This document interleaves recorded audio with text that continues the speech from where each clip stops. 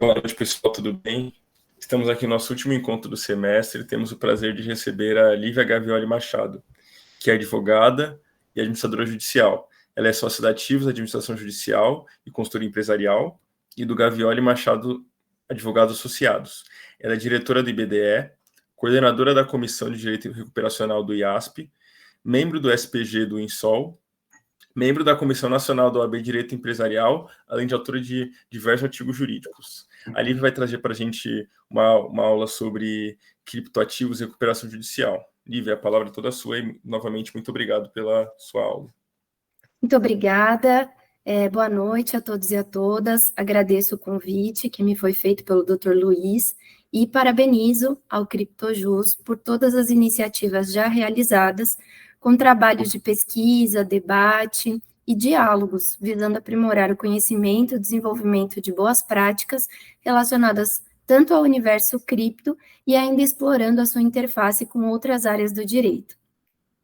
Hoje eu me dispus a apresentar a problemática da insolvência com o universo virtual, partindo da perspectiva das disfuncionalidades do mercado, ou seja, o cenário abordado é o da crise econômico-financeira de empresas que operam com criptoativos ou que possuem ativos digitais e quais são os desafios enfrentados na busca desses ativos numa eventual falência.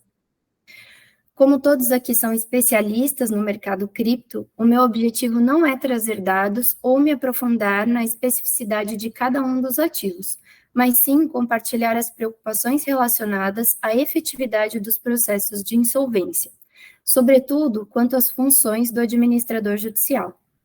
Na prática, a análise desses dados e a recuperação judicial desse tipo de ativos tem se mostrado pouco eficaz, o que torna ainda mais premente a regulamentação e a utilização de ferramentas eficazes para rastreamento na utilização do Poder Judiciário.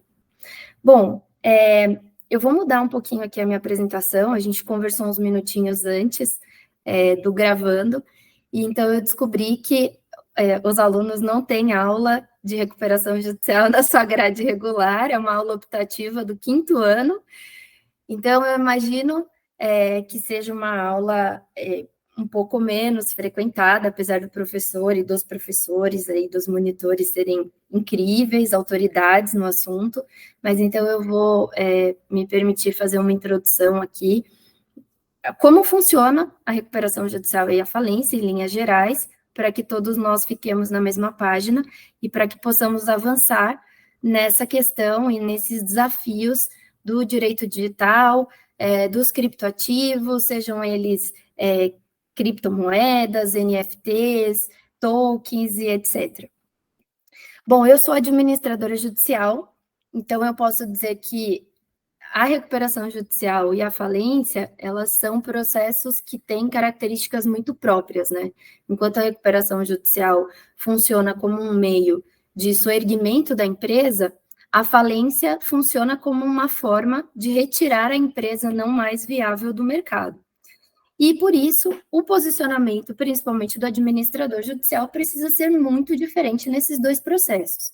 Enquanto na recuperação judicial ele fiscaliza as empresas em funcionamento e, portanto, a sua ingerência nas operações é mínima, na verdade ele não tem ingerência nenhuma, ele apenas faz a fiscalização, né, ele aponta irregularidades, ele faz o relatório mensal de atividades e, com base nessas informações, os credores vão votar no plano de recuperação judicial proposto pela recuperanda.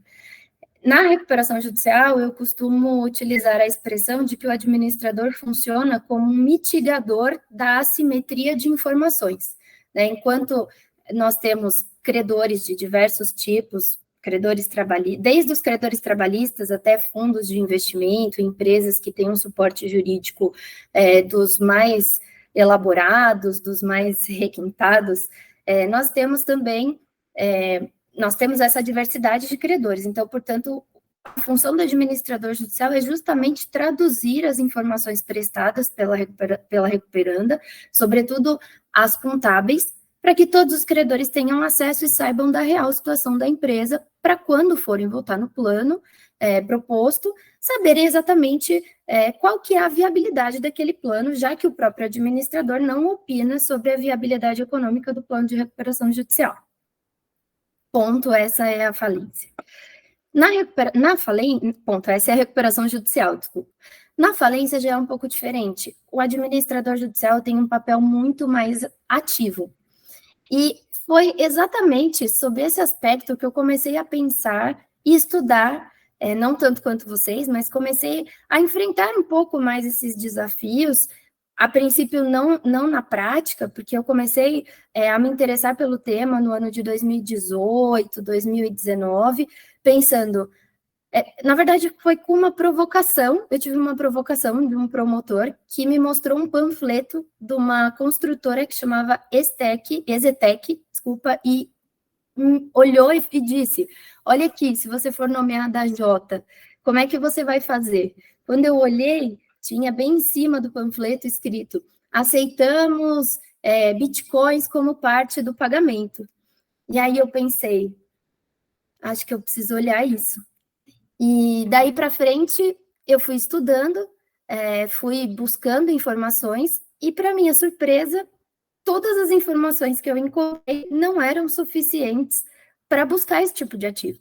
E foi aí que eu comecei a me interessar pela matéria, aliás, pela interface dessas duas matérias, né, diante das obrigações que a lei dispõe ao administrador judicial. Então, vou falar mais especificamente aqui como é que funciona o papel do administrador judicial na falência, para que vocês... Aí eu acho que vocês já vão começar a entender, se vocês fizerem esse exercício de olhar para o universo cripto versus o mundo físico e as funções do AJ, vocês vão começar a entender quais são, de fato, essas dificuldades práticas, né? Pois bem, quando é decretada a falência de uma empresa, existem 3 tipos de decretação de falência. Existe o pedido de autofalência, que é quando a própria empresa faz o pedido da sua falência, dizendo que não mais é solvente, que, portanto, ela quer fazer uma retirada organizada do mercado, que ela apresenta todos os ativos, ela está muito mais disposta a contribuir para que aquilo termine rápido. Existe a convolução da recuperação judicial em falência, que é quando a recuperação judicial já está em curso, e aí, por algum motivo elencado na lei, ela é transformada de recuperação judicial para falência, e aí, nesses casos, só um parênteses, assim, eu entendo que é muito mais fácil de trabalhar como administrador judicial, porque você já vem de uma fiscalização ativa, ou seja, você já conhece o funcionamento daquela empresa, você já conhece o dia a dia daquela empresa, você sabe quem é o contador, geralmente você tem contato com esse contador, você sabe onde estão os ativos, você sabe como é que funciona como que funciona o relacionamento dela com os fornecedores, com os funcionários. Então, quando você percebe que, de fato, a empresa não vai se recuperar, um bom administrador judicial, ele já começa a montar ali uma gama de informações que vão possibilitar que a falência seja muito mais eficaz, né? Por óbvio, antes de pedir a falência, ele vai olhar para aquela empresa, entender ali quais são as dificuldades, aprofundar um pouco mais os relatórios mensais, até chegar no objetivo principal, e aí sim pedir a decretação da quebra, para que a empresa, para que ele possa fazer um trabalho muito mais efetivo de recuperação dos ativos, venda e pagamento dos credores.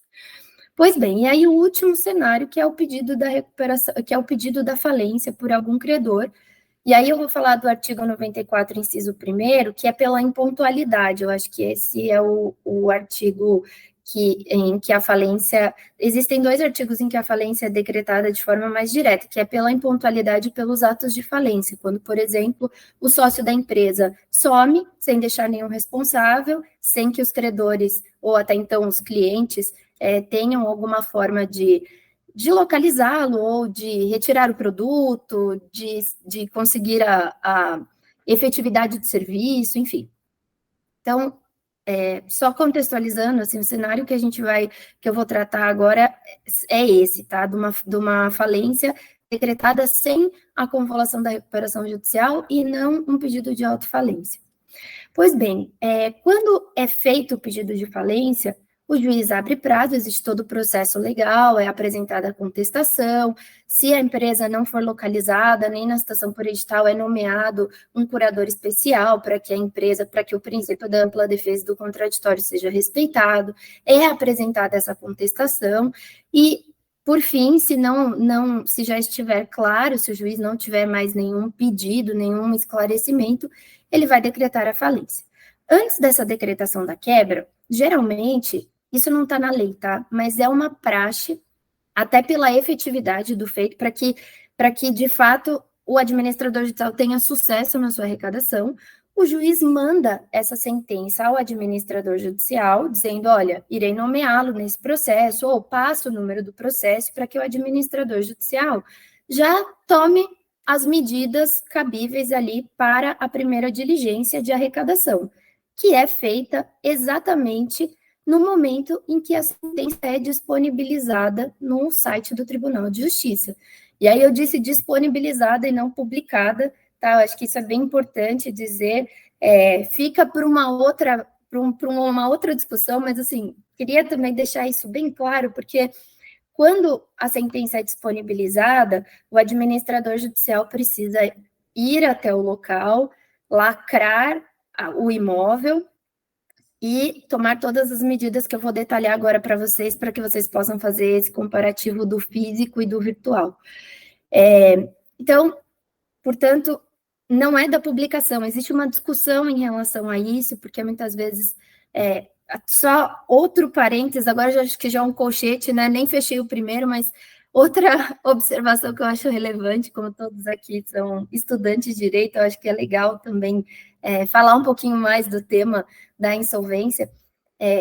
Quando o juiz decreta a falência por esse artigo da impontualidade, o que tem acontecido? As empresas não fazem o depósito elisivo, elas não fazem o pagamento, elas querem discutir até o fim, o juiz decreta a falência, e aí, posteriormente à decretação da quebra, a empresa resolve negociar com o requerente, fazer um acordo. Isso aconteceu comigo há 2 semanas atrás, e aí todos os atos que nós fazemos como administradores judiciais são revertidos, né? Ou seja, a empresa, vou lá, tiro o cadeado da empresa, tiro aquele papel da lacração, enfim. Vou falar para vocês um pouquinho mais especificamente da prática mesmo, zero juridiquês, do que acontece quando é decretada a quebra, e aí eu queria que vocês fossem fazendo esse exercício de paralelo de como isso seria no mundo virtual. Se vocês quiserem me interromper, se vocês quiserem fazer qualquer comentário, por favor, façam, tá? É importante, inclusive para mim aqui, eu falei para os meninos, eu estou aqui muito mais para trocar ideias e tentar chegar a uma luz do que para passar algum... Meu conhecimento é de insolvência, de cripto, eu estou aqui também mais para aprender. Então, pois bem, o administrador judicial, ele recebe essa informação de que a quebra será decretada.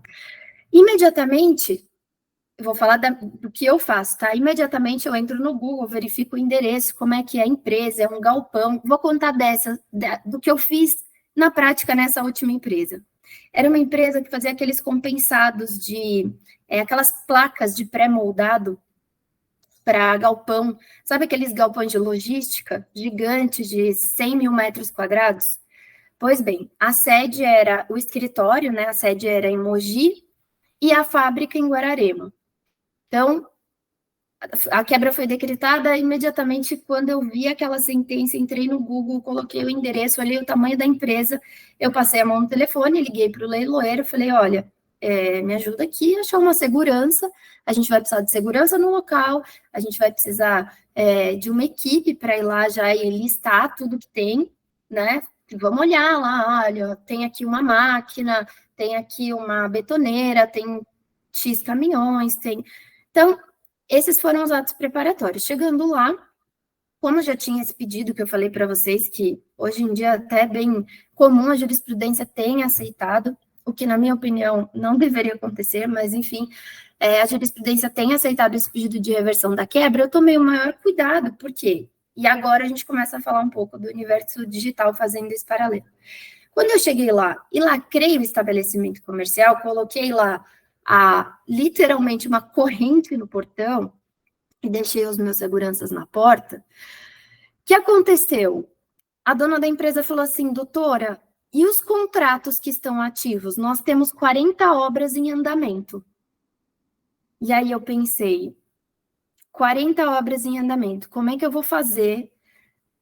E aí eu teria que fazer uma análise das obras que estavam em andamento para saber se eu poderia encerrar simplesmente aquela atividade ou se seria viável uma falência continuada. Muito bem. Num primeiro momento, a gente apenas fechou, mas se não houvesse esse pedido de reversão da quebra, o que eu teria que fazer? Dispensar todos os funcionários até 10 dias depois da decretação da quebra. Eu teria que rescindir todos os contratos ativos, inclusive o de energia. Eu teria que arrecadar todos os documentos e começar uma aprofundada análise contábil desses documentos para verificar se nenhum valor ou nenhum ativo, ou, enfim, qualquer bem ali valioso para a empresa e, portanto, para os credores, teria sido desviado, e se eu poderia achar mais coisas ou não. E agora, pensando no universo virtual, né, a falência da empresa é decretada. Pois bem, quais são as ferramentas que hoje o mercado quais são as ferramentas que hoje o judiciário dispõe para que eu faça essa busca, né? Eu conheço, do que eu estudei, a instrução normativa, a instrução normativa da Receita Federal, 1888, depois foi atualizada pela 1988 ou 1899, que dispõe sobre a obrigatoriedade de prestação de informações das pessoas físicas e das pessoas físicas e jurídicas, residentes ou não no Brasil, sobre operações, sobre transações com criptomoedas. Então, portanto, eu vou olhar lá nos extratos da Receita Federal se existe alguma declaração, e os ofícios das exchanges. A princípio, é isso que eu tenho. Eu preciso pedir para o meu juiz da recuperação judicial ou da falência, o juiz universal, para que ele espeça ofícios às exchanges visando justamente localizar alguma conta ativa daquela, a princípio, daquela empresa falida, porque, veja, quando a gente está falando de uma falência da empresa, a gente não está falando da falência do empresário. Então, portanto, ainda que ele tenha uma conta naquela exchange, que ele faça transações ali, o máximo que eu vou poder fazer é guardar aquela informação e aí para um possível rastreamento de ativos para ver se ele fez algum desvio de ativos para a obtenção daquelas moedas digitais e, portanto, uma posterior extensão dos efeitos, uma desconsideração da personalidade jurídica, ou uma responsabilização patrimonial. Mas, vejam, nós estamos falando de ambientes, de normas que não se conversam. Por quê? Ainda que eu haja com extrema celeridade, quando da falência de uma empresa que tem criptoativos, ou que atua, como, por exemplo, esse exemplo, essa provocação que eu trouxe para vocês da Exetec, como é que eu faço? Qual é a velocidade que o judiciário me oferece hoje para a obtenção dessas informações, né? E dada a volatilidade do valor dessas moedas, não só das moedas, mas dos ativos, como é que eu faço para conseguir arrecadar esses ativos e converter esses ativos em um valor significativo para os credores, né? Maximizar esse valor dos ativos localizados. Então, o primeiro desafio que eu posso elencar aqui... Pois não, João? Não, Lívia, eu tenho comentários, eu tenho vários comentários, mas, por favor, pode acabar, se você está seguindo o raciocínio para essa parte de elencar os desafios, por favor, pode acabar esse raciocínio, depois eu volto, não tem problema não. Não, João, pode falar. Então tá bom, obrigado. Então, muito legal, Lívia, obrigado por você ter passado isso para a gente, eu sei que não acabou a palestra, tá? Mas já para mim, que não sou do meio, é muito legal saber como funciona esse procedimento, até de quem não precisa de publicação, para mim é até requisito de eficácia da decisão judicial em qualquer processo você ter a publicação da decisão, né? E sim, eu concordo que é urgente, nesses casos que você comentou, que provavelmente vai ter a empresa, né, o falido, tentando dilapidar o patrimônio no que puder, inclusive se tiver suspeita de fraude, alguma coisa assim, pior ainda, né? Sim, pode falar. Não, por favor. Não, pode continuar, só falei um sim, porque eu fiquei pensando aqui em todos os falidos que eu conheço, mas pode continuar. Eu conheço os falidos também, não são muito gente boa, não.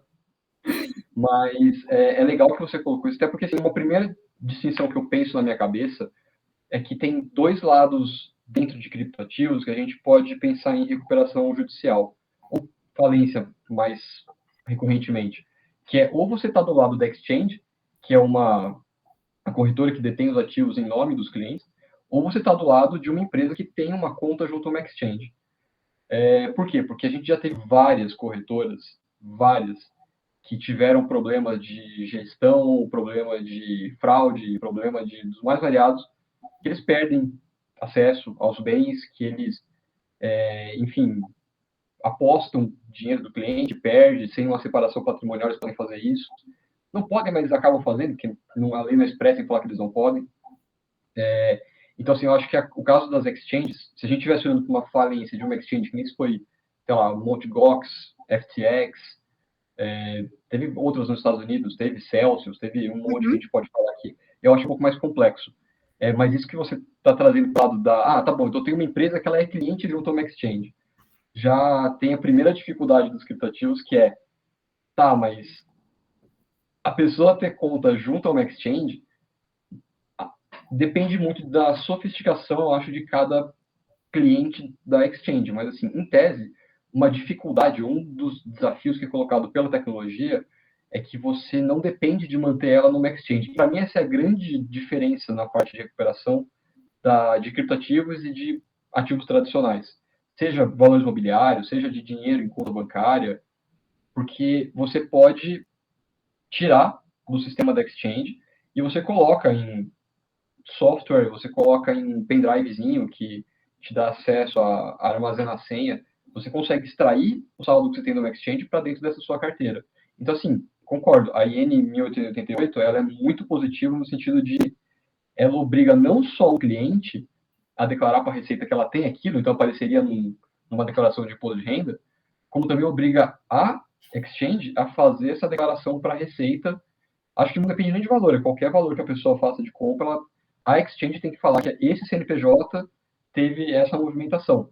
Só que aí o problema tá bom, identificamos que ele provavelmente tem um patrimônio nesse tipo de ativo. Só que se ele tirou da exchange, aí é meio mais complicado. E assim, tem várias análises que você pode fazer que são dentro do blockchain.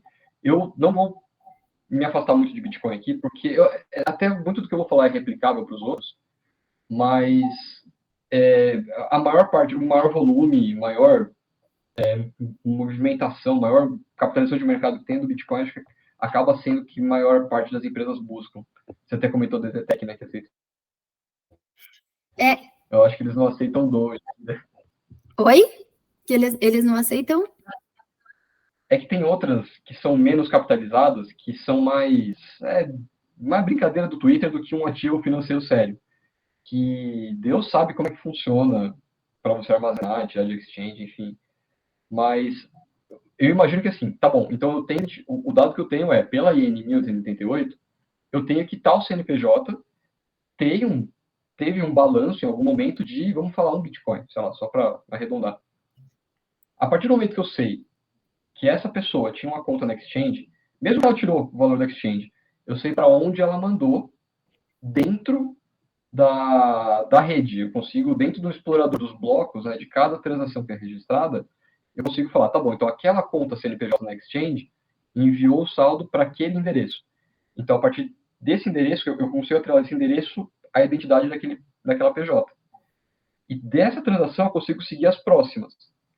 Mas aí também, problema, como eu sei se a partir desse momento, se eu mandei, por exemplo, para um dos diretores, que tinha a chave, que podia movimentar, como eu sei se eu não paguei um fornecedor, é pouco provável, pelo menos ainda hoje, eu acho que essa é uma hipótese bem pouco provável.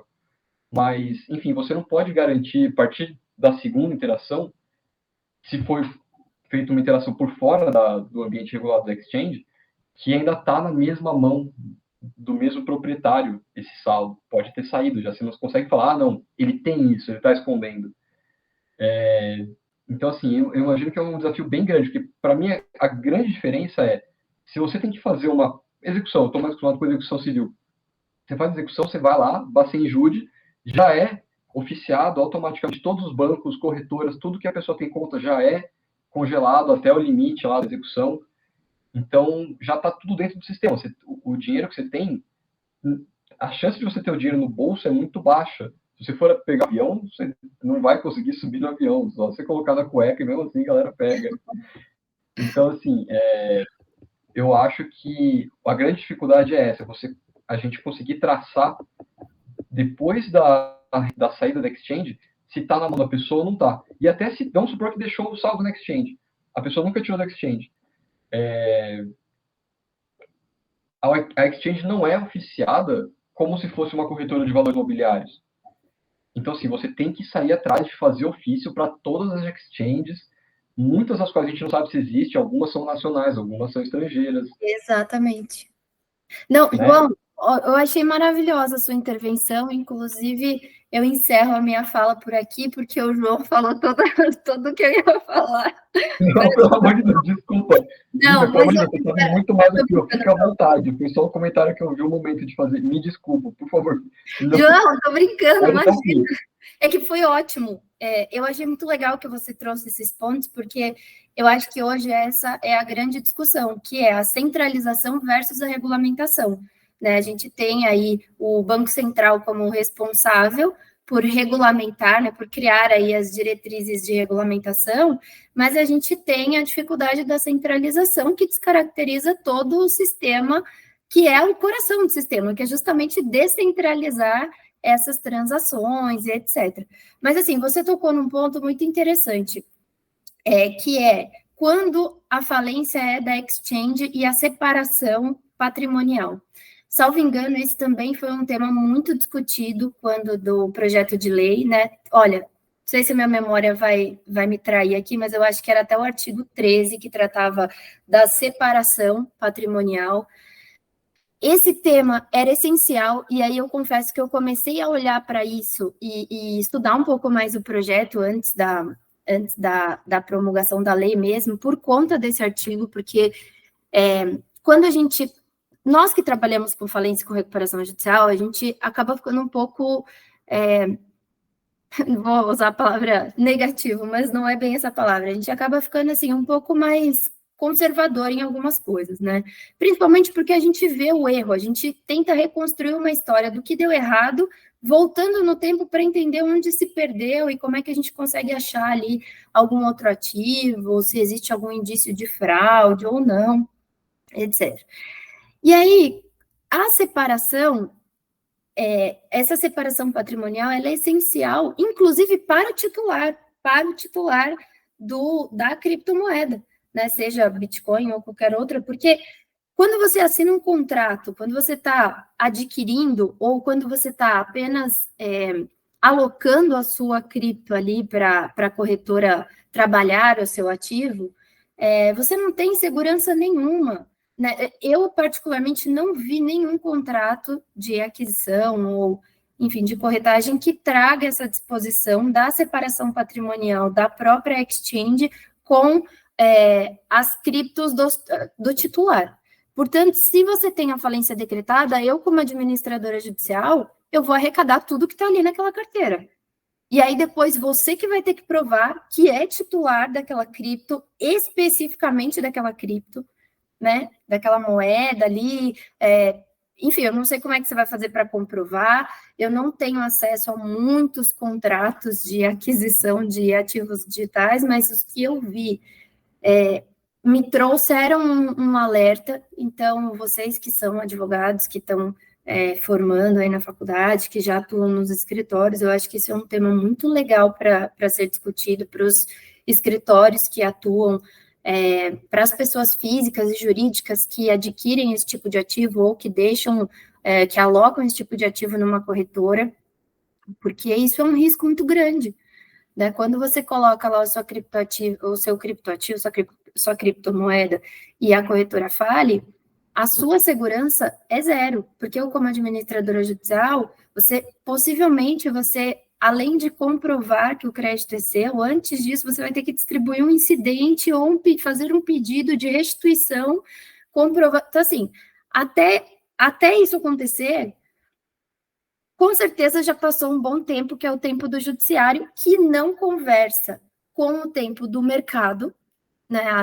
A natureza do tempo do judiciário, pelas publicações, pelos atos, já não conversa com o mercado, que dirá com o mercado cripto, né? Então, toda vez que a gente pensa numa empresa, eu, pelo menos, né, eu sou administradora judicial, mas eu também advogo em direito empresarial.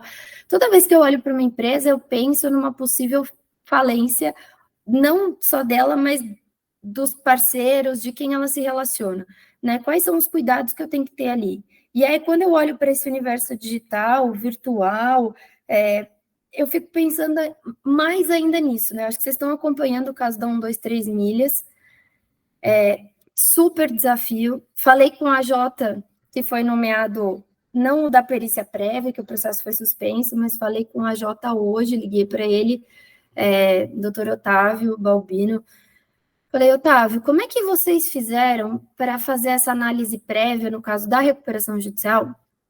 Só para vocês entenderem, quando a empresa pede a recuperação judicial, muitas vezes o juiz acaba determinando que seja feita uma constatação prévia, que é para verificar se a empresa realmente funciona, se ela juntou todos os documentos, tem um rol de documentos no artigo 51 e 48 que são obrigatórios, que são justamente esses documentos contábeis. A empresa tem que informar quem são os credores, a empresa precisa informar quantas ações ela tem no judiciário, quem são os funcionários, juntar todas as certidões de regularidade, enfim.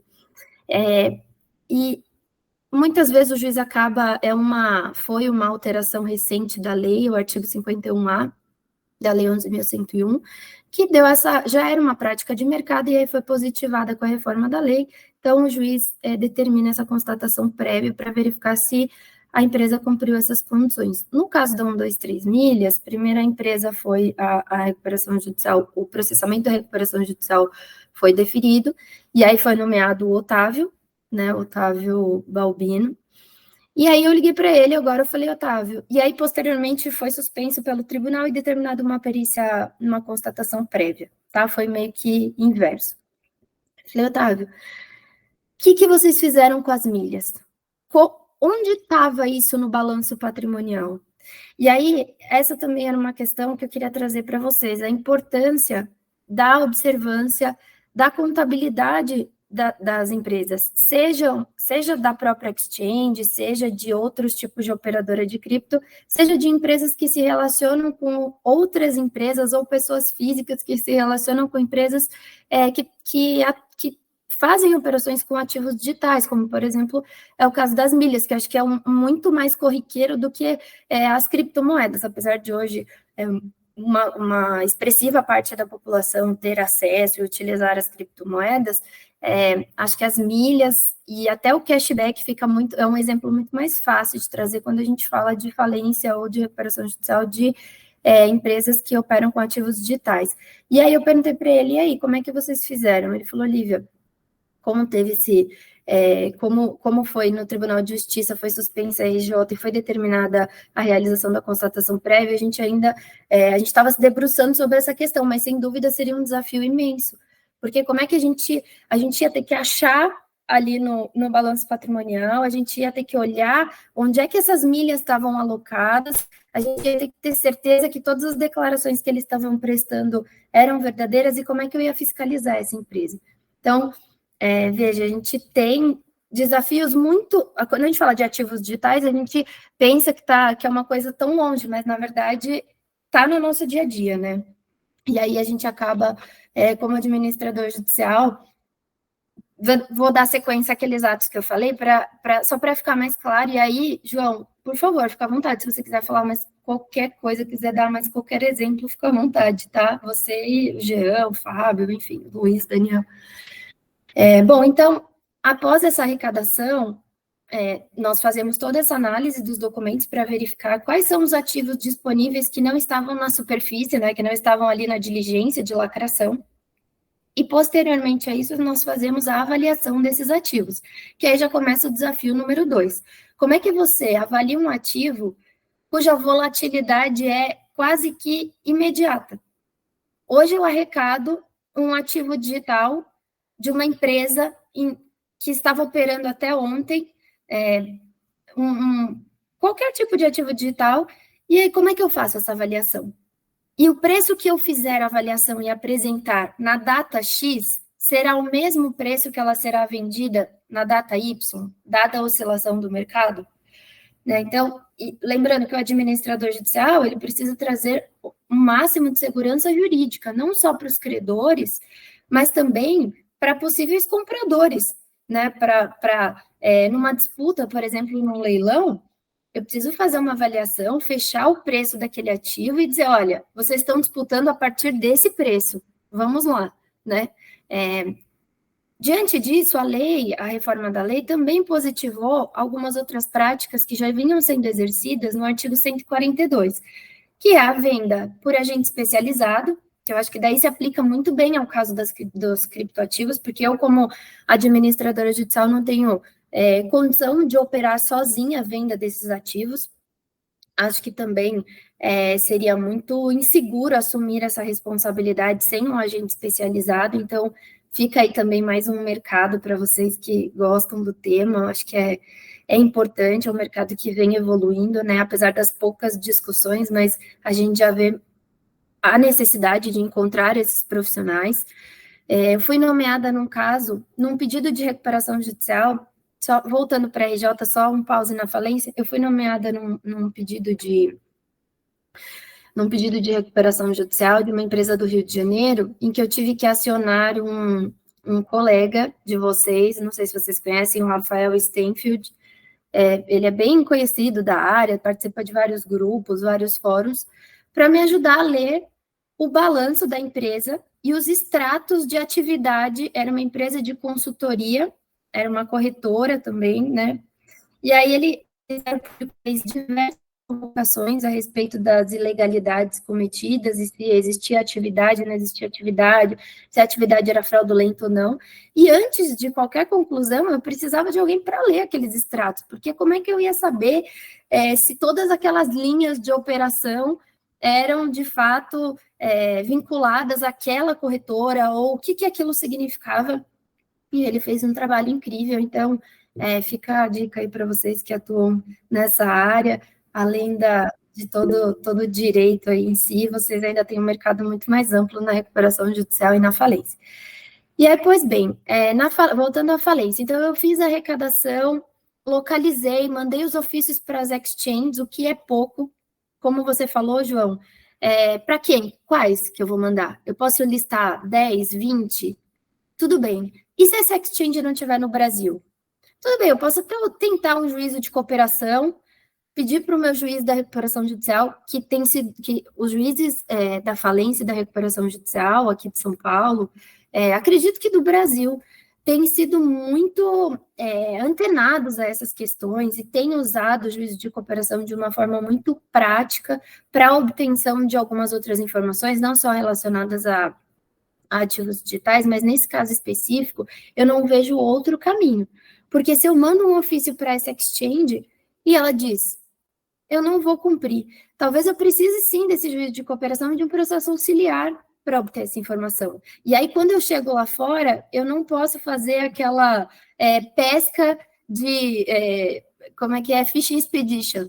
Eu tenho que saber onde eu estou buscando. Ou seja, a minha busca já parou aí. Se eu identifico que a exchange não está no Brasil, já é muito mais difícil conseguir essa informação.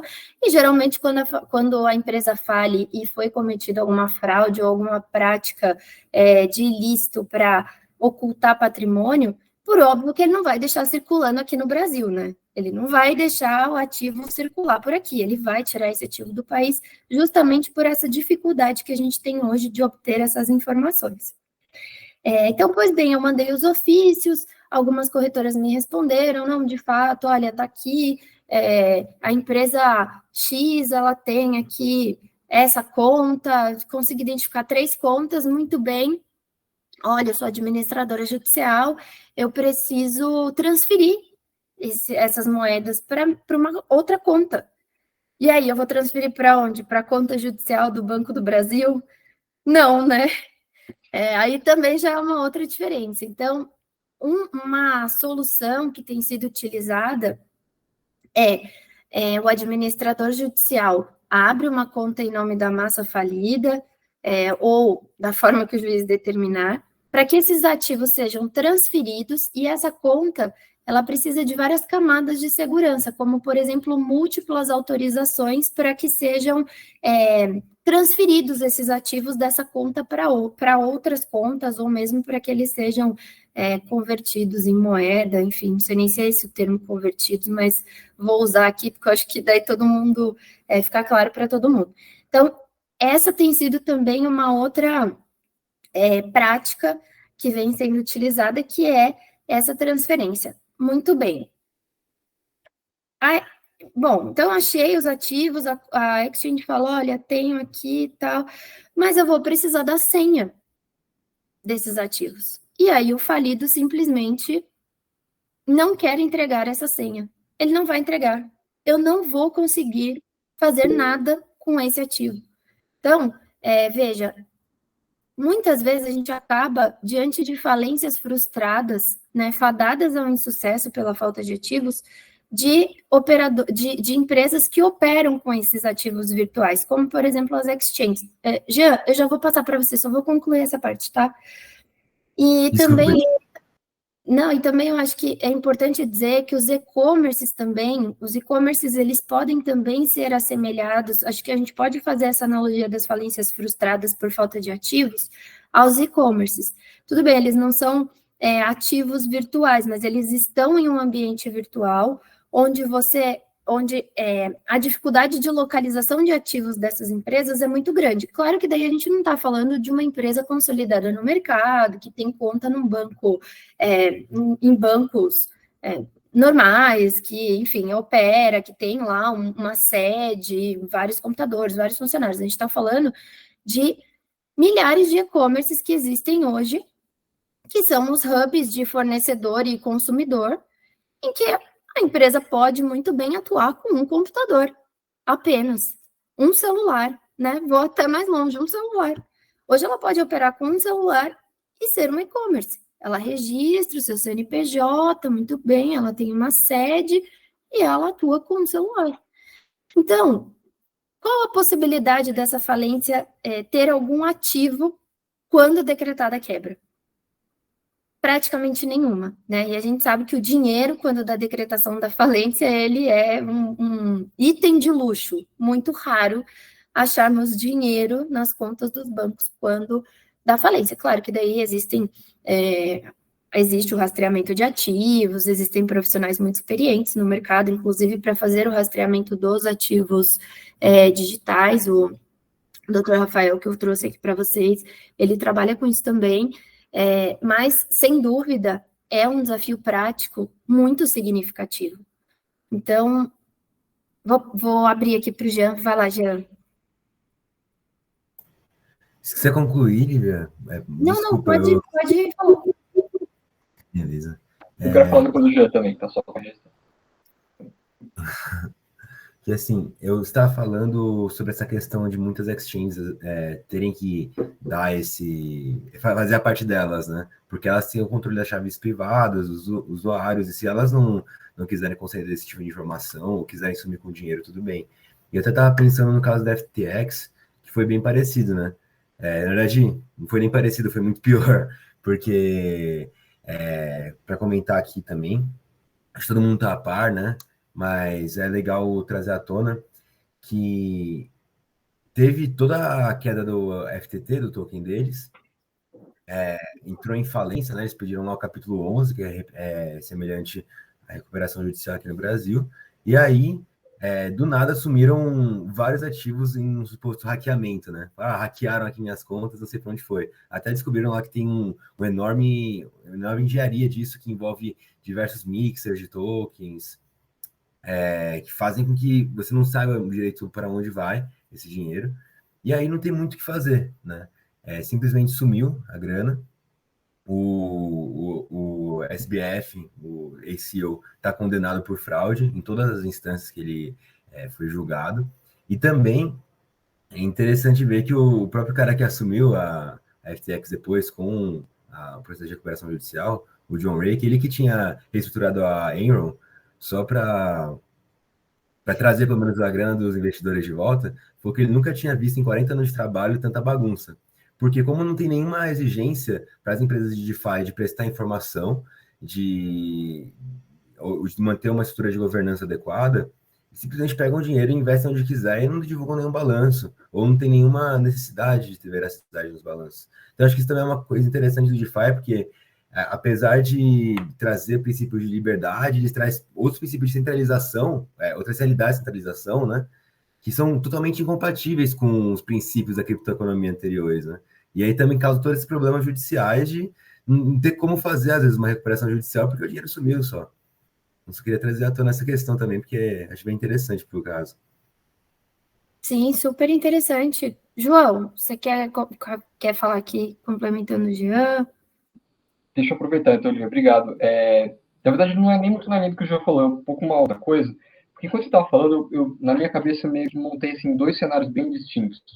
Eu entendo que, assim, em casos de recuperação judicial ou falência, tem os casos onde a gente tem uma empresa que foi mal gerida, não tem mais, não está mais em situação de solvência, não tem uma perspectiva de ter receita para conseguir pagar as dívidas, e, honestamente, eles tentam colaborar para juntar os ativos na medida possível para tentar satisfazer parte da dívida que tem com os credores. E tem o cara que está fraudando, tem o cara que está pegando dinheiro da empresa, o patrimônio da empresa, carro, imóvel, alguma coisa está colocando no nome dele, está, enfim, tentando fazer com que os credores não tenham acesso a nenhum tipo de recuperação da, das obrigações deles. E aí, na minha cabeça, assim, dentro desses dois cenários, no final vai fazer uma pergunta, tá?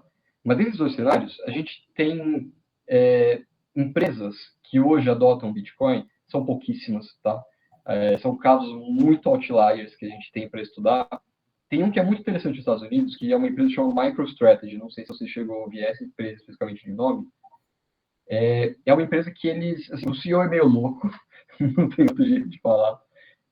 E ele estava discutindo, assim, eles começaram a comprar, se eu não me engano, foi em 2019 ou 20. E eles estavam falando que tem chance do Fed mexer na taxa de juros, então tem um risco atrelado a títulos de renda fixa do governo, então a gente quer começar a colocar parte da nossa tesouraria num ativo que a gente acha que vai ter um retorno muito maior e mais livre de risco no longo prazo do que títulos do governo. Louco, o cara é louco. Eu adoro ele, mas ele é louco. E o que essa empresa faz? Eles têm uma contabilidade, todas as compras que eles fazem, todas as movimentações, vendas eles não fizeram até agora, pelo menos não que eles divulgaram. Mas toda vez que eles fazem uma compra, eles têm uma contabilidade disso, e esse cara, esse CEO, inclusive, ele é muito vocal de ficar falando assim, cara, essas regras contábeis que a gente tem são tudo não são adequadas para esse tipo de ativo, elas prejudicam a gente na relação com os investidores, que, por exemplo, eu não vou lembrar agora qual que é o corpo de parâmetros de contabilidade internacional, mas eu lembro que, assim, no balance sheet lá da empresa, eles tinham sempre que valorizar as compras de Bitcoin que eles tinham ao menor valor que o ativo tinha tido ao longo de todo o tempo que eles tinham segurado ele. Então, se eles compraram em 2019, sei lá, hoje está em 37 mil. Passou uma época por 18, dessa época acho que passou por menos, passou por 6, alguma coisa assim.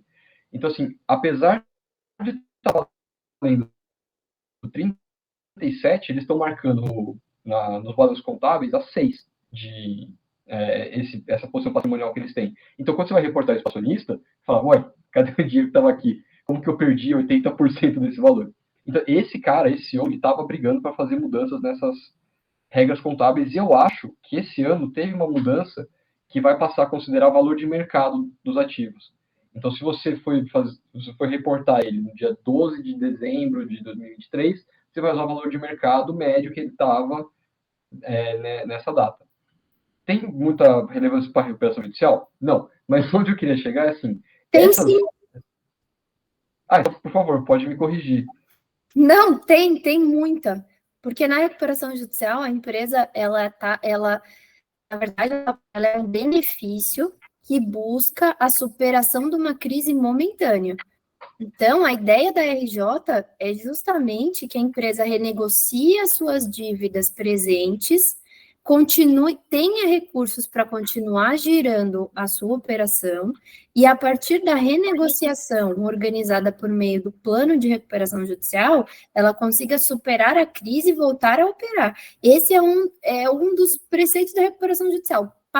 Para deferimento do processamento, a empresa precisa, e aí é isso que a gente olha mês a mês, a empresa ela precisa ser solvente, ela precisa ter condições de continuar no mercado e não só adquirir mais dívidas. Portanto, a informação que você trouxe é extremamente relevante, mas pode concluir que depois eu falo para você um pouco melhor sobre essa parte contábil na RJ, tá? Não, mas obrigado, faz todo sentido. Eu falando assim nem percebi, porque, de novo, na minha cabeça dos cenários, ou o cara ajuda ou o cara não ajuda. E aí, o valor que é dado para o ativo no DRE lá deles, eu entendia que era um pouco menos relevante do que existir o ativo em si. Depois, se o valor no DRE está errado, tanto faz. O valor de mercado, eu faço uma conta, digamos, paralela para fazer fechar. Mas onde eu queria chegar na experiência dessa empresa até hoje, eles não foram muito claros de falar se eles têm a custódia do próprio ativo num pendrivezinho deles ou não. Mesma coisa El Salvador. El Salvador tem uma tesouraria soberana nacional, que eles também fazem desde 2000 eu vou falar 2019 também. Mas eles têm compras, eles fazem, se eu não me engano, eles compram 1 Bitcoin por dia, uma coisa assim. Eles têm cerca de 2.300, eu não vou lembrar de cabeça agora. Mas eles falam que eles têm esse valor dentro da tesouraria nacional, dentro do Tesouro Nacional. Também é um caso onde, esse tenho certeza, eles não fazem a custódia da chave. Então, como é que você vai fazer? Você vai dividir a custódia entre 7 ministros, ou fica lá no presidente, aí o presidente não foi reeleito, e aí o que acontece? Então, assim, não é trivial. Então, desses dois casos, tanto essa empresa nos Estados Unidos quanto El Salvador como uma nação soberana, eles passam a custódia do ativo que eles têm, porque eles têm o saldo, eles querem ter exposição àquilo, mas eles dão a custódia, efetivamente, a um terceiro que faz esse serviço de custódia, que não é nem um exchange. Tem empresas, tem várias, mas tem uma, por exemplo, que chama Unchained, que é uma empresa que ela cria soluções de armazenamento, de custódia. Se você quer dividir entre vários detentores de senhas diferentes, que, sei lá, tem 5 senhas, você precisa de 3 para conseguir movimentar alguma coisa, enfim. Mas esses dois casos, desses dois entes que eu estou pensando, são entes que você... El Salvador vai pedir falência, né? Mas nessa empresa, se ela pedir falência, eu entendo que, como é tão público o fato de que eles têm esse bem na tesouraria, eles vão falar, não, tá com o custodiante X, seja uma exchange, seja uma outra empresa especializada em serviços dessa área, ele vai falar, tá lá esse saldo com essa pessoa, eu autorizo, eu permito que seja conversado, tô declarando que está aqui e está à disposição. Então, esse é um cenário para mim, o cenário da empresa que está em recuperação, que colabora com esse encontro dos fundos que podem satisfazer os credores. O segundo cenário na minha cabeça é justamente o cara que não faz isso. Ele, às vezes, sei lá, pega um CFO que deixou passar o dinheiro, que mexeu lá nos livros, e que pegou, investiu isso, não declarou e tirou da corretora para colocar num mecanismo de custódia que está só sob o controle dele, ninguém nem sabe que existe esse mecanismo.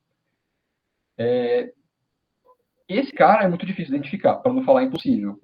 Pelo menos é impossível de um jeito temporalmente razoável. Isso aí, para você chegar nisso, é investigação criminal, demora sei lá quantos anos, e até aí já era. Se você dá anos para o cara brincar sozinho com isso, ele sai voando na sua frente e você nunca mais alcança ele. A minha dúvida nesse caso seria, tá bom, tem o caso que o cara me ajuda, tem o caso que o cara tá me fraudando e quer fugir.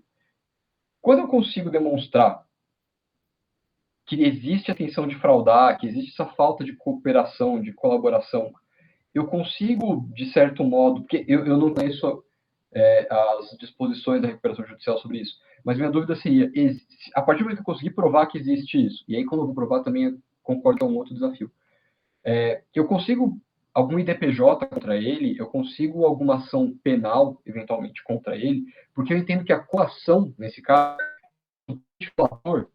por mais que eu não identifique o fundo, eu entendo que a coação desse ator é o único mecanismo que eu tenho para fazer com que ele me leve aos fundos. E coação, não estou falando aqui de sequestro, pelo amor de Deus, estou falando de ter uma responsabilização dele, do patrimônio dele, da liberdade dele, perda de direitos, enfim, que faz com que ele justamente tenha essa participação de colaborar no processo de recuperação. Uhum. Então, hoje é esse nosso grande desafio, né? Na verdade, você está falando de 2 cenários dentro da falência, tá? A falência é quando a empresa não tem mais a gestão dos seus ativos, e aí quem faz isso é o administrador judicial. Na recuperação judicial, geralmente a empresa não quer esconder patrimônio porque ela quer falar, a não ser que ela tenha, de fato, a intenção de fraudar, tá? Mas dentro desses 2 cenários de falência, em que o falido, ele tem obrigação de prestar as informações que estão, é um rol taxativo de informações do artigo 104 da Lei 11.101. Quando é decretada a falência, o falido é intimado para prestar, para, dentre outras obrigações, entregar todos os documentos, senhas, informações relativas a contas bancárias, e aí fazendo uma interpretação um pouco mais contemporânea, não só contas bancárias, mas também contas em exchanges e todas as demais informações, contas em exchanges, offshores e demais informações que sejam relativas ao patrimônio da empresa, tá? Quando ele não entrega essas informações, e nós sabemos que existem essas informações, a gente só não tem ali os indícios para instauração de um incidente de desconsideração da personalidade jurídica. O que a gente costuma fazer? Existe um processo antecedente ao processo do IDPJ em si, que é um processo sigiloso para justamente colher todos esses indícios ou tentar informações com sigilo ex parte, ou seja, é um incidente que, em tese, né, teria que ser assim, só quem tem acesso é o administrador judicial, o Ministério Público e o juiz. O administrador judicial, ele pede essa instauração em segredo, com esse sigilo ex parte, para que ele consiga formar esse conjunto, se não probatório, mas pelo menos fortes indícios, acho que a lei fala em veementes indícios, de dilapidação do patrimônio, ocultação do patrimônio, etc. Então, o que a gente pede nesse incidente? Os respectivos ofícios, e aí a gente vai tentar traçar algum caminho para conseguir minimamente ali achar um fiozinho da meada que a gente possa depois ir puxando, e aí sim você abre, aí a outra parte, o sigilo em relação à outra parte, ele cai, e aí a outra parte é intimada para contestar, enfim. Mas a gente tem sim essas 2 ferramentas, tanto o IDPJ quanto esse pré-IDPJ, que é para concentrar maiores indícios, e aí na parte criminal, você tem, acho que é do artigo 168 ao 178, que você tem os crimes da lei de falência, que são os crimes falimentares mesmo, que aí você pede quem instaura o inquérito é o Ministério Público para apuração desses crimes, o administrador geralmente é mais ou menos, não sei se é uma matéria que todo mundo gosta mais, né, no crime, quando você faz aquele pedido de instauração de inquérito, que você vai lá e tem que relatar tudo, tem que tipificar, a gente faz mais ou menos isso, a gente tipifica com os atos, nos relatórios que eu já fiz de crimes falimentares, geralmente a gente printa, né, faz um desenho mesmo, para o Ministério Público bem confortável na instauração desse inquérito.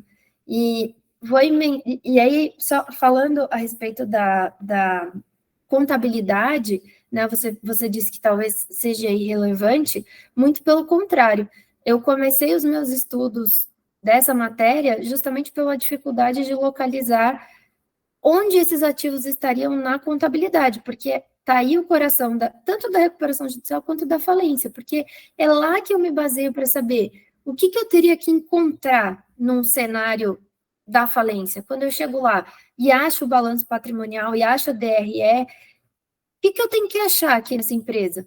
Né? E aí eu achei até se vocês me derem, vou falando, eu vou procurar. Eu escrevi um artigo, vou fazer uma propaganda aqui.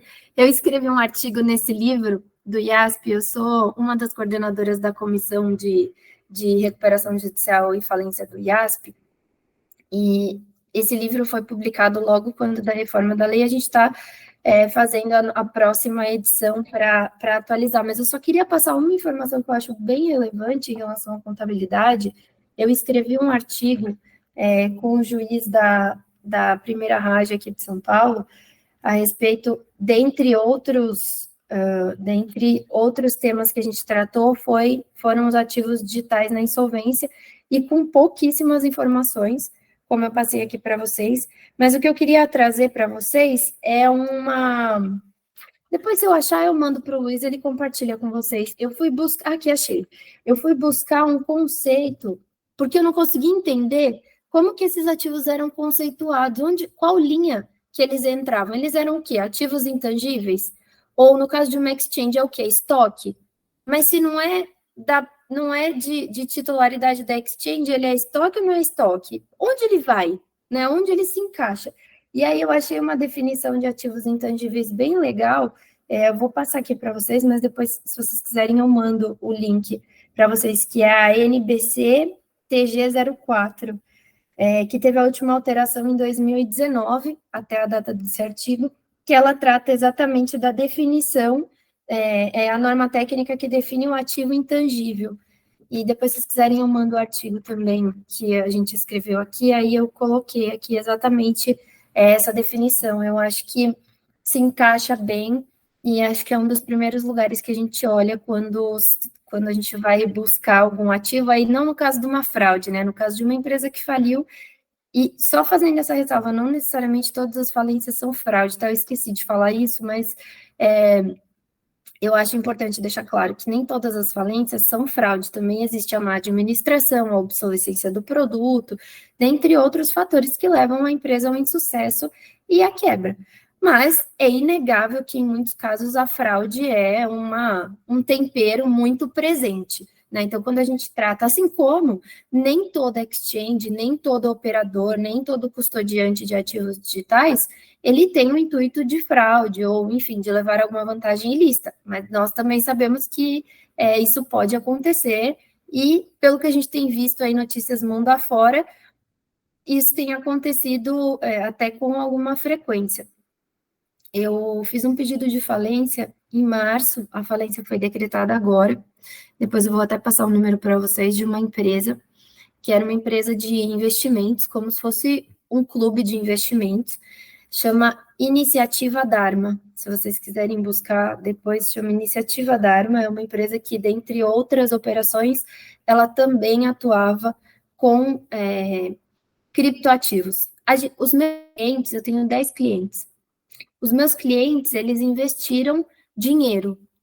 E aí a promessa, como em todo o esquema pirâmide ou esquema Ponzi, até o Eronides deu uma aula sobre isso aí no CryptoJus o ano passado, ou esse ano, que foi aí que eu conheci o Luiz. Não, foi Luiz? Foi aí que nós conhecemos, né? Foi. Então, o Eronides deu essa aula de fraudes e tudo mais, que eu gosto muito também. E daí, trazendo para a falência e para a recuperação judicial, porque daí vocês já tiveram aula com, né, eu sei que eu sou suspeita para falar, mas quando é para falar de fraude, o Euronides manda muito bem, então, pena que acho que essa aula não ficou gravada, né? Mas, enfim, se vocês forem manter as gravações, vale a pena chamar para ele fazer um... Eu acho que tá gravada sim, eu vou conferir aqui. Tá gravada? Uhum. Então, ótimo. Então, vou fazer a propaganda de vocês, voltem alguns vídeos e vejam a aula de fraudes do Euronides.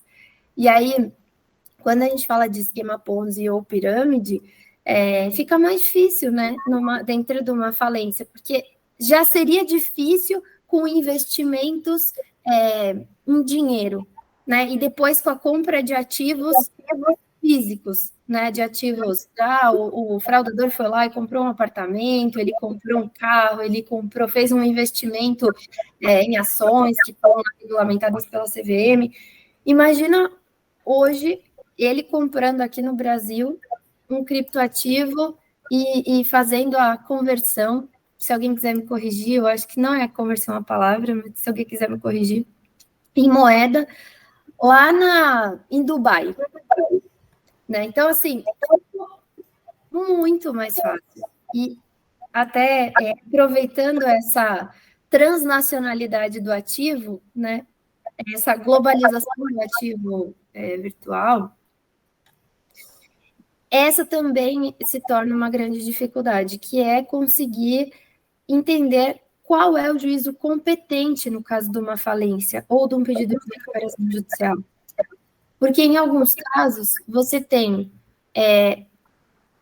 uma empresa operando, tudo bem, ela tem uma sede, mas onde é o COME? Acho que daí vocês não estudaram o COME, né? Que é o centro dos principais negócios da empresa, é o centro de interesses principais. Ah, legal, Luiz, obrigada. É o centro dos interesses principais da empresa, que é onde ela mantém o maior número de negócios.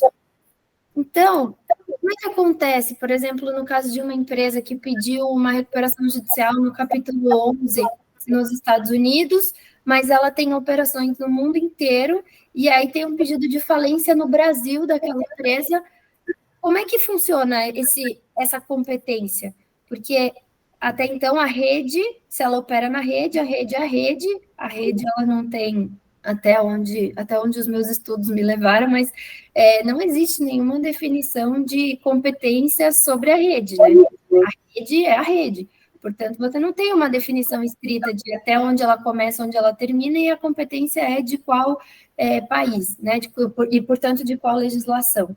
Então, esse também é um outro desafio que também encontra, né? Acho que eles acabam se encontrando todos os desafios, que é a questão do cumprimento das determinações de ordens judiciais, ou mesmo das pesquisas fora do Brasil. E aí a gente acaba tendo essa grande dificuldade.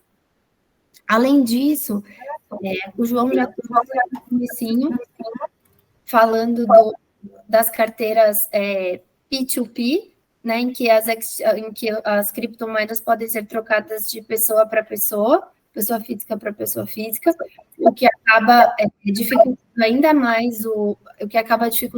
mais essa localização e esse rastreamento.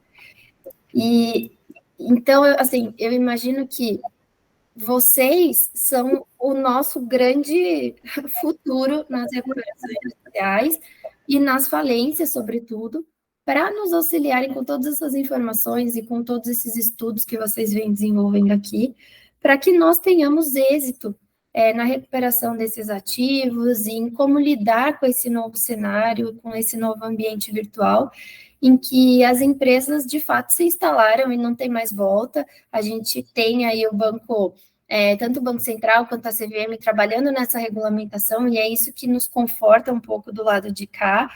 Eu imagino que essa junção da lei com essas regulamentações e diretrizes vão servir como base para que a gente saiba pelo menos o que as empresas não podem fazer, e aí partindo do princípio de que elas aí estão ou atuando ilegalmente, ou operando ilegalmente, ou cometendo algum tipo de fraude, porque, veja, para nós também é muito complicado você caracterizar uma fraude sem lei anterior que a defina, né? Não existe crime dessa forma, então a gente também tem uma certa dificuldade em tipificar essas condutas, enfim. Então, a gente conta com vocês, já 9h28, eu vou passar a palavra de volta para o Luiz, ou se alguém mais quiser fazer algum comentário, eu estou super à disposição. João, vai que vai, mas eu estou aqui super à disposição, se vocês quiserem ficar falando até a meia-noite, estou aqui à disposição. Não, Olivia, a gente agradece demais, de verdade. Eu não pretendo me delongar muito aqui, mas eu queria fazer mais uma pergunta para você. Só antes disso, eu vou colocar aqui no chat também. Eu achei a notícia que eu estava pensando quando eu falei da questão da contabilidade, e tem aqui esse resumo do que vai mudar nessas regras internacionalmente aceitas de contabilidade. Não sei se interessa. pode acabar ajudando ou não. Enfim, eu coloquei aqui no chat para se for do seu interesse também, tá? Até porque, sei lá, às vezes eu falei alguma coisa errada aqui, tá melhor explicado. A minha última dúvida para você seria assim, o que você acha de ação pauliana nesse caso? Por exemplo, deixa eu contextualizar antes de jogar uma pergunta capciosa. Mas assim, então a gente tinha falado uma hora um exemplo, tá bom, então a gente identificou pela IN 1888 que tal CNPJ tem, junto a essa corretora, um saldo X. A gente identificou que essa conta dessa pessoa jurídica fez um saque da corretora e mandou para uma carteira de controle exclusiva da pessoa jurídica, e a gente sabe qual que é o endereço, vamos chamar de endereço 1. E a gente sabe que esse endereço 1, depois ele fez uma movimentação e mandou para o endereço 2. De novo, aquela questão de a gente não sabe se é um fornecedor, se é um funcionário que está desviando, enfim. Mas tem o endereço 2. E esse endereço 2 mandou de volta para uma outra corretora esse saldo que ela recebeu do endereço 1.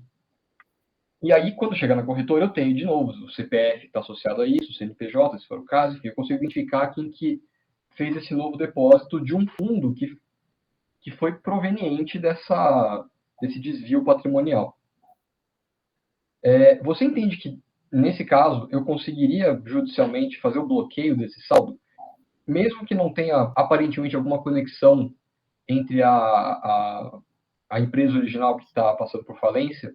Porque a minha dúvida seria, pelo que eu entendo da Pauliana, só para explicar, pessoal, a Pauliana é uma ação que você faz a execução para acessar o patrimônio que foi transferido, nem sei explicar direito, por favor, me corrija se estiver errado.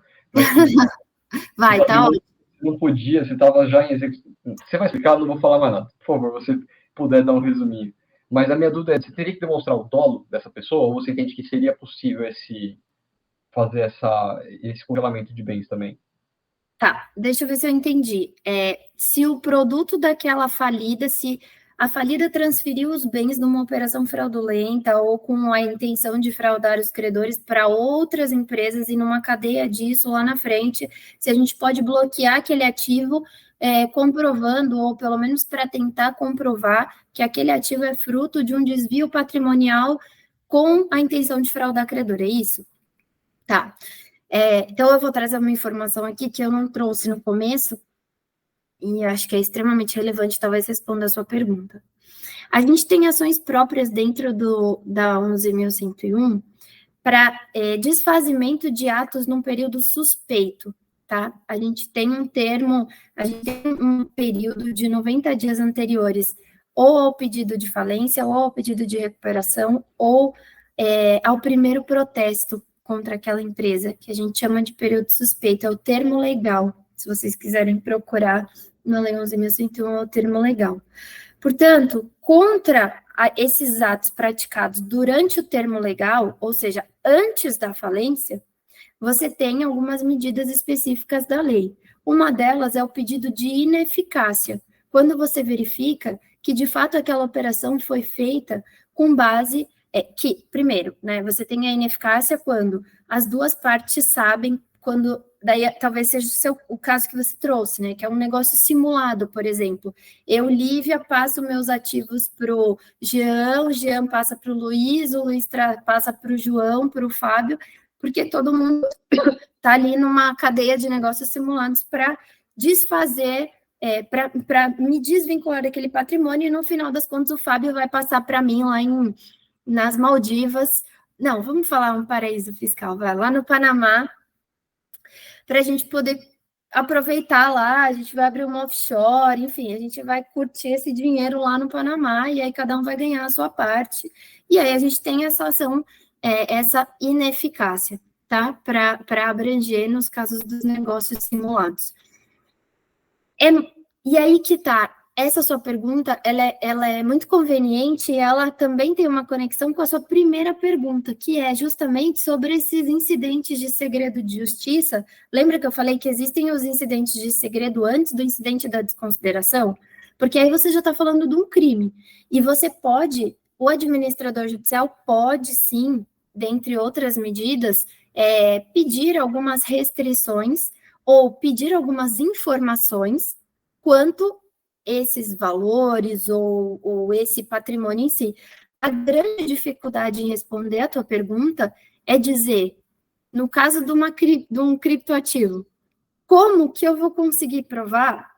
Tudo bem, você tem uma blockchain, você tem, por vezes, ele é rastreável, né? A ideia é que ele seja, na verdade, né, rastreável, mas a pessoa que tem intenção de fraudar, por óbvio, ela não vai ficar passando de exchange em exchange, ela não vai fazer isso de uma forma tão fácil, não vai facilitar para mim, né? Ela vai fazer de uma forma que em algum momento aquela carteira se perca, seja pela pulverização, e aí isso é o que a gente tem visto bastante, a pulverização dos ativos e depois lá na frente a retomada, né, a junção desses ativos e aí sim a conversão em moeda para utilização, dificultando muito esse rastreamento. Ou então ela vai fazer de alguma outra forma que eu não consiga localizar. Eu não sei te responder de pronto se eu conseguiria, posso te falar nos casos em que eu já atuei. É muito difícil você conseguir fazer um bloqueio prévio sem ter o nexo de causalidade ou sem ter qualquer conexão entre aquele produto e aquele ato, tá? Se eu conseguir montar a cadeia e chegar até aquele produto, ou indícios de que, por meio desta fraude, se chegou àquele resultado, e, portanto, aquele resultado deve ser, resultado que eu digo, aquele ativo, ou aquele valor, ou aquela conta deve ser bloqueada, é possível, isso é possível. Agora, a forma, a instrumentalização de tudo isso para conseguir se chegar num resultado suficientemente seguro para se bloquear um ativo, já é um pouco mais delicado e aí já depende de caso a caso. Então, seja numa ação pauliana, nos instrumentos que existem nas ferramentas que já existem na 11.101, o recheio disso é bem complexo. E se tratando de ativos digitais, eu ouso dizer que hoje existem fraudes, e aí tem alguns delegados aí que não me ouçam, porque eles são ótimos nisso, e eu acho que tem evoluído muito, o MP também. Tem algumas fraudes que são, não vou dizer impossível, né? Porque eu não atuo com isso, eu não posso dizer, eu não faço rastreamento de ativos digitais, mas eu não posso dizer se é ou não impossível, mas que na minha visão aqui de longe me parece muito pouco provável que se consiga recuperar. Então, respondida a sua pergunta, João? Tá respondido sim, Lívia, brigadão. É que às vezes eu tenho um monte de ideia na cabeça, até como eu não sou dessa área específica, é até difícil eu meio que estruturar o que eu quero dizer, mas fica tranquilo, assim, tá super respondido. Brigadão. Que bom. Não, fica tranquilo, eu também não sou da sua área, eu também não saberia responder um monte de coisa. Tá certo. Vocês têm mais alguma pergunta?